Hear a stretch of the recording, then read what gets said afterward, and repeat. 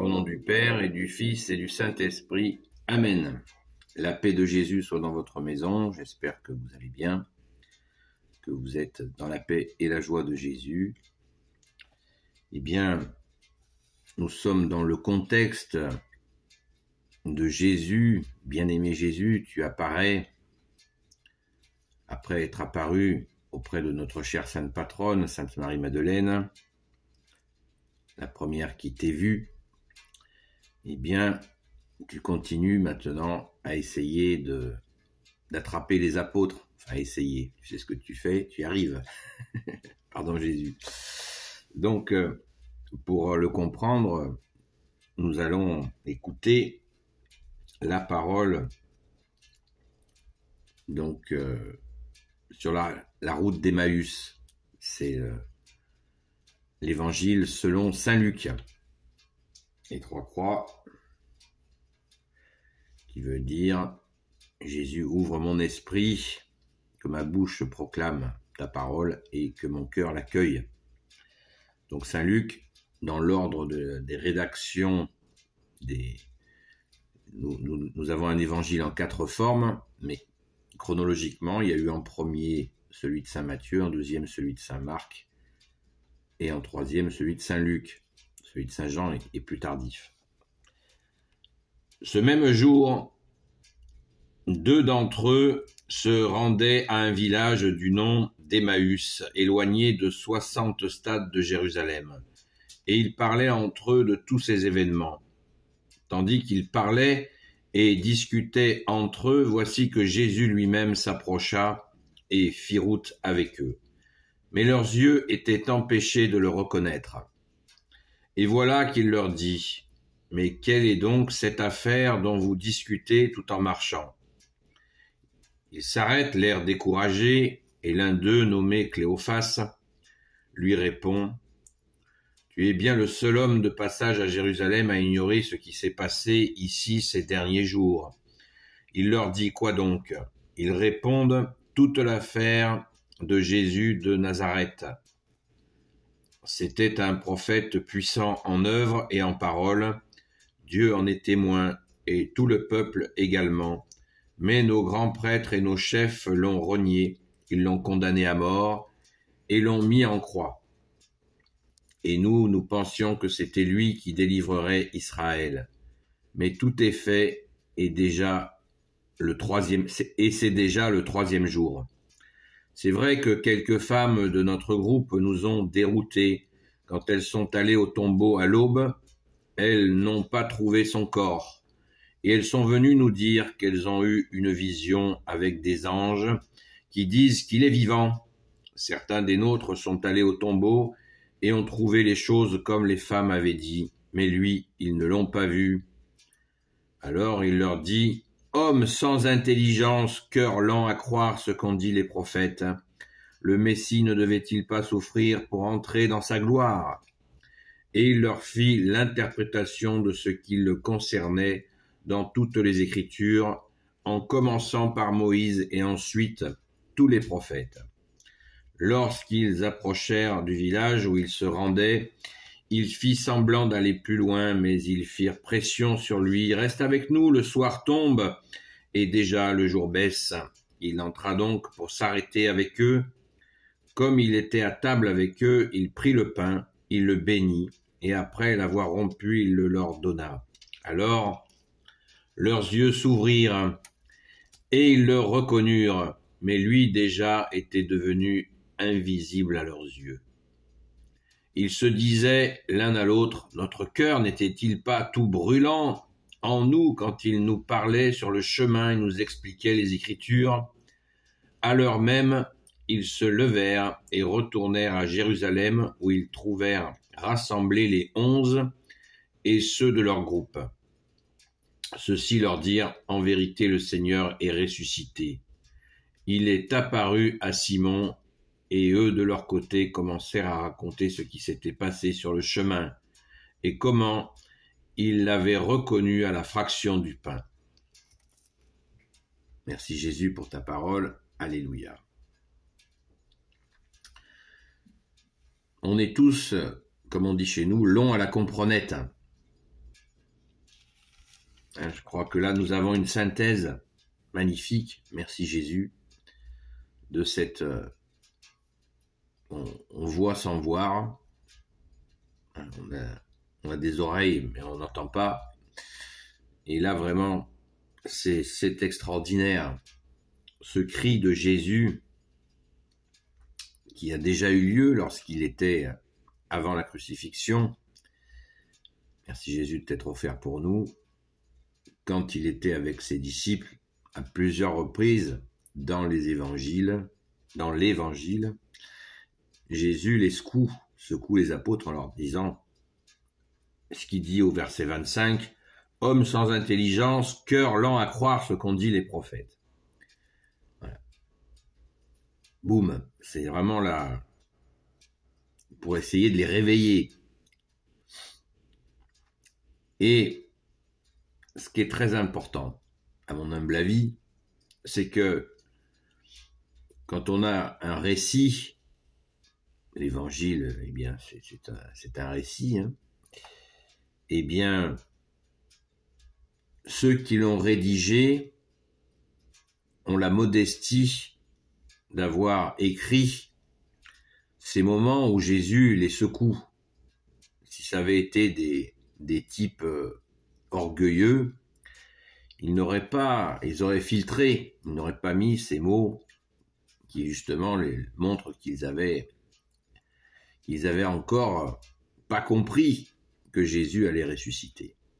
Donc c'est une belle leçon d'humilité de la part déjà du rédacteur de Saint Luc, le grand Saint Luc, qui dit les choses telles qu'elles se sont passées. De la même manière, on a des moments où on voit les apôtres interpeller Jésus sans ménagement. Ça veut dire que c'était bien une relation de maître à disciple, de disciple à maître, mais il y avait une liberté de parole qui est très belle. C'est une amitié, quoi. On sent que il y a un grand amour entre les apôtres et Jésus. Tout cela est plein d'enseignements pour nous, et c'est vraiment très touchant de voir cette façon dont Jésus les secoue par amour pour qu'ils réalisent enfin, parce que comme Jésus leur dit au verset 27, et il leur fit l'interprétation de ce qui le concernait dans toutes les Écritures, en commençant par Moïse et ensuite tous les prophètes. C'est extraordinaire. C'est ce que nous ne faisons pas assez. Et il y a des petits malins qui veulent enlever l'Ancien Testament de la Bible. J'en ai déjà parlé dans des vidéos précédentes. Je ne suis pas le seul à en parler, il y en a qui en parlent d'ailleurs bien mieux que moi. Eh bien, c'est absolument magnifique comment l'Ancien Testament annonce la venue du Sauveur, du Messie, du Christ, qui veut dire le oint du Père. C'est magnifique. Et là, Jésus leur fait le rappel pour leur ouvrir l'esprit, puisque n'oublions pas que ces gens sont censés avoir une formation, parce que nous on regarde ça de 2000 ans après, mais eux ils avaient la formation juive de l'époque, donc ils connaissaient les Écritures, certainement à des degrés différents, mais ils en avaient les grandes lignes, et les grandes lignes de l'Écriture, de la Sainte Écriture, avant le Nouveau Testament, avant l'Évangile, eh bien annonçaient le Messie. Il était annoncé depuis très longtemps, et ils étaient censés percuter, voilà, intégrer que le Messie allait arriver, et là il est sous leur nez. Il est sous leur nez, et ils sont encore en train de tergiverser. Ça finit par être pénible. Mais bon, c'est super facile pour nous, hein. Nous, 2000 ans après, on sait, on connaît tout le déroulé, et c'est très facile pour nous. Nous avons en plus, nous, le recul des siècles, et nous avons vu toutes les merveilles que Jésus a produit dans le monde entier, particulièrement chez sa fille aînée de l'Église, la France. Donc c'est juste magnifique. Nous avons cette grâce d'avoir ce recul. Et eux, ils sont là, ils tergiversent. Et Jésus, on nous montre là, ils nous disent, n'avions-nous pas le cœur brûlant? Au verset 32, ils se disaient l'un à l'autre, notre cœur n'était-il pas tout brûlant en nous quand il nous parlait sur le chemin et nous expliquait les Écritures? C'est-à-dire que Jésus, qui est Dieu, avec son Père et l'Esprit Saint, s'adresse à notre cœur. Mais bien sûr, nous avons une intelligence et elle nous est utile, mais il faut que notre intelligence écoute le cœur. Et ça montre bien que ça passe par le cœur. Ils se disaient l'un à l'autre, verset 32, notre cœur n'était-il pas tout brûlant en nous quand il nous parlait sur le chemin et nous expliquait les Écritures? Jésus ne s'adresse pas exclusivement à des bacs plus 5. Il s'adresse aussi à des bacs plus 5 et même des bacs plus, plus 10. Mais il s'adresse à tout le monde, mais de tout le monde de la même manière, c'est-à-dire par une compréhension du cœur. Amen. Merci Jésus. Donc, ne l'oublions pas. Ne l'oublions surtout pas. Cette compréhension du cœur. Et là, nous avons là une belle clé de compréhension. Ça passe par le cœur. Jésus veut cette relation avec nous par notre cœur. Alléluia. Pensons-y. Mais surtout, quand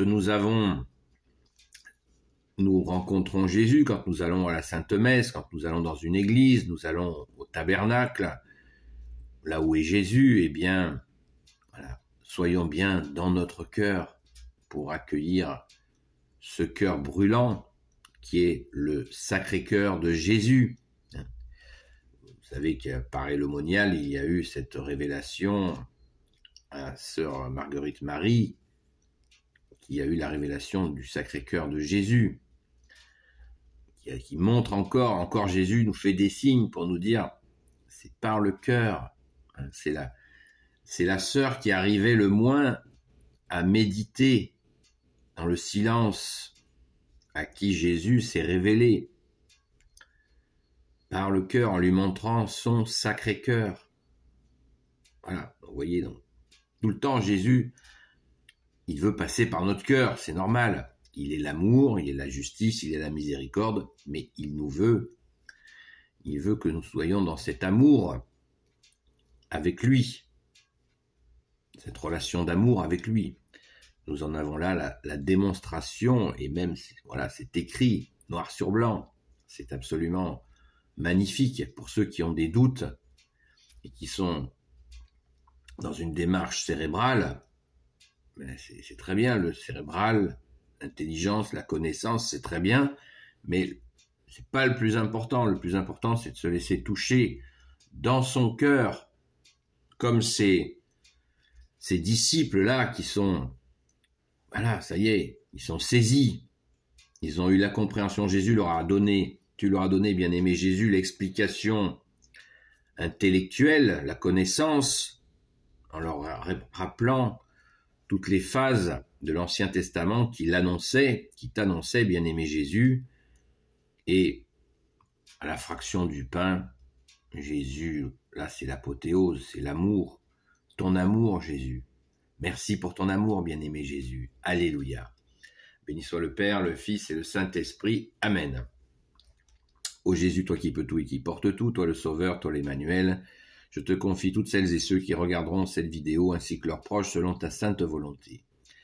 Sainte Marie, Reine des cieux, toi l'Immaculée Conception, toi qui écrases le serpent, toi qui es la lune sous tes pas, toi notre Mère, Notre-Dame, Saint Joseph, toi le juste et le saint, toi le sage, toi la terreur des démons, toi le saint gardien de la Sainte Église catholique apostolique, qui veut dire l'Église des apôtres, Sainte Marie-Madeleine, notre chère sainte patronne, et vous, tous les saints et saintes amis de Jésus, Saint Michel Archange qui est comme Dieu, Saint Gabriel Archange, Saint Raphaël Archange et tes anges guérisseurs, et vous tous les anges qui servez Jésus, je vous confie toutes celles et ceux qui regarderont cette vidéo, ainsi que leurs proches, selon ta sainte volonté, ô Jésus.